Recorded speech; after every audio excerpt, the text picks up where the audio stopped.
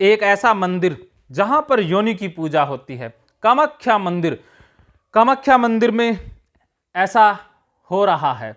इसके पीछे जो धारा है, बौद्ध धर्म की एक धारा वज्रयान, और वज्रयान के बारे में कुछ बातें प्रचलित हैं कि यह बौद्ध धर्म की विकृत धारा है और इस धारा का संबंध असम की उन वादियों से भी है जहां पर वज्रयान की धारा का प्रभाव सबसे ज्यादा रहा, जहां पर गुरु गोरखनाथ जी का भी प्रभाव बाद में बहुत रहा।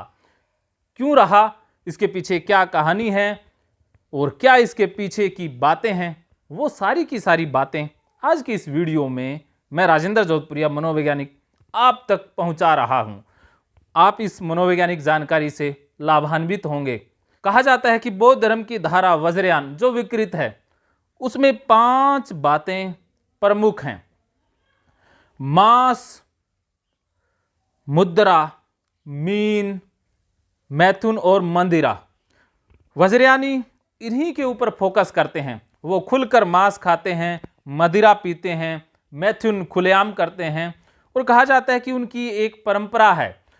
उस परंपरा में क्या होता है, एक उत्सव मनाया जाता है और उस उत्सव में पुरुष और महिलाएं नृत्य करते हैं और नृत्य के बाद जिस भी महिला के हाथ में जिस भी पुरुष का हाथ आ जाता है वो उसी के साथ संबंध बनाती है, और जिस पुरुष के हाथ में जिस महिला का हाथ आ जाता है वो पुरुष भी उस महिला के साथ उस उत्सव में संबंध बना सकता है।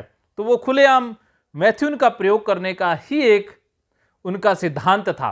इसके अलावा वो मुद्रा का गलत तरीके से भक्षण करते हैं, गलत तरीके से मुद्राएं लेते हैं। इसके अलावा मछली का प्रयोग वो बहुत करते हैं, मछली खाते हैं। ये उनकी विकृत शिक्षाएं हैं और इन्हीं विकृत शिक्षाओं को गुरु गोरखनाथ जी ने सही किया। गुरु गोरखनाथ जी ने इन्हें प्योरीफाई किया था, इन 5 को पूरा प्योरीफाई किया, वो भी आप इस वीडियो में जानोगे। गुरु गोरखनाथ जी ने ऐसा इसलिए किया था क्योंकि मछिंद्रनाथ जी भी कमला और मंगला नर्तकियों के चंगुल में फंस गए थे और वास्तव में वो वज्रयानी ही थी। वो बौद्ध धारा की वज्रयान धारा की ही अनुयायी थी और वो खुलेआम ये सब कुछ करते थे। अब जानते हैं इन 5 चीजों को गुरु गोरखनाथ जी ने कैसे प्योरीफाई किया। सबसे पहले मांस, जो वज्रयानी है वो मांस खाते हैं, वो हिंसा करके भी मांस खाते हैं, वो बस अंधाधुंध अज्ञानता में ही मांस खाए जा रहे हैं। उनके पास दूसरे अनाज भी उपलब्ध हैं लेकिन मांस का भक्षण करने से बाज नहीं आते हैं। तब गुरु गोरखनाथ जी कहते हैं, उन्हें समझाते हैं। गुरु गोरखनाथ वाणी में पूरी उनकी शिक्षाएं दर्ज हैं। वो कहते हैं कि मांस कब खाना चाहिए, कब नहीं खाना चाहिए। मांस जब खाया जाता है, कोई खाता भी है, तब उसमें कर्ता नहीं होता, वो अकर्ता की अवस्था से कर रहा होता है। और खास करके किसी जानवर को मार करके मांस खाने की आवश्यकता नहीं है। मांस खाने का मतलब क्या है कि हमारे अंदर के जो विकार हैं, जो हमें खा रहे हैं, उन्हीं का ही मांस खाना होता है। जो विषय हैं, विकार हैं, उन्हीं को मारना, ये मांस खाना सिंबॉलिक होता है। तो गुरु गोरखनाथ जी ने उन्हें सिंबॉलिक रूप में ये सारी बातें बताई है कि आप किसी जानवर की हत्या करके मांस मत खाओ, पाप के भागी मत बनो, आप पाप और पुण्य के ज्ञाता हो जाओ। उन्हें वो ज्ञान करवाया था। उसके बाद दूसरी बात आती है मैथुन की। तो जो वज्रयानी हैं वो मैथुन तो हबसियों की तरह ही करते रहते हैं, जिसका मन किया, जिसके साथ मन किया करते रहते हैं, क्योंकि वो अपनी इड की पूर्ति के लिए, जिसे सिगमंड फ्राइड ने फ्रॉइडियन डिजायर कहा है या बेसिक इंस्टिंक्ट कहा है कि ये हमारी मूलभूत आवश्यकता है। लेकिन समाज ने क्या किया कि इस आवश्यकता के लिए कुछ नियम बना दिए, कुछ नैतिक नियम और सामाजिक नियम। और जो विकृत काम है, विकृत मैथुन है, वो सामने वाले की बिना इच्छा के और अपनी वासना पूर्ति के लिए किया जाता है। तब गुरु गोरखनाथ जी कहते हैं कि असली काम का मतलब क्या है कि जो हमारे अंदर शक्ति है, उस शक्ति का प्रयोग मानवता के लिए, सृजनात्मक कार्यों के लिए किया जाए। योग के माध्यम से उस शक्ति का प्रयोग मानवता के लिए किया जाए। मैथुन अपने साथ होता है, आध्यात्मिक संभोग की उन्होंने बात की है। उन्होंने वो नहीं कहा कि आप बस पार्टनर बदलते रहते हो। उन्होंने मैथुन के विषय में बताया कि जब आप संतान उत्पन्न करने के लिए अपनी शरीर की ज़रूरतों के लिए करते हैं वही जायज़ है, लेकिन ऐसा मैथुन जिसमें आपकी शरीर की हानि हो, आपकी मानसिक हानि हो, वो कतई जायज़ नहीं है। गुरु गोरखनाथ जी ने वज्रयान की इस शिक्षा को भी प्योरीफाई किया।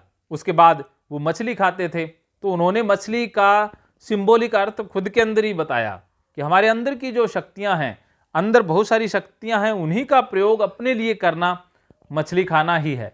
उसके अलावा मदिरा कि जो वज्रयानी थे वो मदिरा पान करते थे, मदिरा पान बिना सोचे समझे। वास्तव में नशा बाहर की वस्तु नहीं है, नशा अंदर की वस्तु है। लेकिन जो वज्रयानी थे वो बाहर का नशा करते थे। जैसे एक कहावत गुरु नानक देव जी के विषय में प्रचलित है कि एक राजा गुरु नानक देव जी से कहता है कि तुम कहाँ घूमते रहते हो ये भगवा सा पहन के, आओ मेरे पास बैठो, एक पैग लगाओ, मैंने ये विदेश से मंगवाई है और इसका नशा 12 घंटे तक रहता है। तब गुरु नानक जी उस राजा से कहते हैं कि मेरे पास भी एक मदिरा है, उसका नशा 24 घंटे रहता है। तो वो राजा कहता, अरे अरे मुझे भी एक पैग पिलाओ ना। उसका पैग दूसरा नहीं पिलाता, वो अंदर से ही खुद पीना पड़ता है। तो वो राजा कहता है कि वो फिर मिलती कहाँ है, कहाँ रखा जाता है उसे? गुरु नानक जी कहते हैं वो अंदर ही होती है, दिल में ही उसे रखा जाता है, और उसका नाम है नाम खुमारी नान का चढ़ी रहे दिन रात। वो अंदर का ही रस है, अनहद नाद, ब्रह्मनाद, ओंकार का जो नशा है वही वो असली मदिरा है, जिसके विषय में गुरु गोरखनाथ जी भी वज्रयानियों को बताते हैं। इसके अलावा मुद्रा का, क्योंकि वज्रयानी जो मुद्रा है, पैसे का जो प्रयोग है, वो खुद के विनाश के लिए करते हैं और दूसरों से पैसा लूटते हैं। जैसे उनके पास कोई आता है, जैसे वो उनके पास जो उनकी परंपराएं हैं मैथुन से रिलेटेड हैं, और भी बहुत सारी परंपराएं हैं। जैसे कामाख्या के आसपास का जो क्षेत्र है वहाँ पर जो लोग जाते हैं, जैसे कहा जाता है कि जो कामाख्या मंदिर में देवी माँ का प्रजनन अंग गिरा था, तो इसीलिए वहाँ पर योनि की पूजा की जाती है। तो वहाँ पर वो लोग आते हैं जो यौन शक्ति से दुर्बल हैं, जिनकी संतानें नहीं हो रही हैं। तो वज्रयानी जो वहाँ पर पूजा पाठ करते हैं या जो अपना कर्मकांड करते हैं, वो दूसरों से पैसे लेने लग गए हैं, वो पैसे लेते हैं। तब गुरु गोरखनाथ जी कहते हैं कि तुम इनसे पैसे ले रहे हो, ये गलत है, आप उनको सही मार्ग पर लेकर जाओ, उनकी जो मानसिक अशांति है उसको दूर करो। देवी माँ का जो आशीर्वाद है वो ये नहीं है कि आप पैसे लेकर के उनको शक्ति प्रदान करो। इसका मतलब ये नहीं है कि पैसे से हो, आप दिल से मदद कर सकते हो तो करो। मुद्रा का प्रयोग आप खुद के और समाज के हित के लिए प्रयोग करो, जीविका चलाने के लिए, खुद का विकास करने के लिए, जिससे आपको मानसिक शांति मिले। ऐसा नहीं है कि आप अपनी इच्छाओं के लिए मुद्रा ले रहे हो, आप अपनी जीविका निर्वाह करने के लिए मुद्रा ले रहे हो, वो ठीक है। लेकिन जब आप अपनी अधूरी इच्छाओं की पूर्ति के लिए, विकृत इच्छाओं की पूर्ति के लिए मुद्रा लेते हो तो वो गलत है। तो ये बातें गुरु गोरखनाथ जी वज्रयानियों को समझाते हैं और पांचों बातों को प्यूरिफाई करते हैं।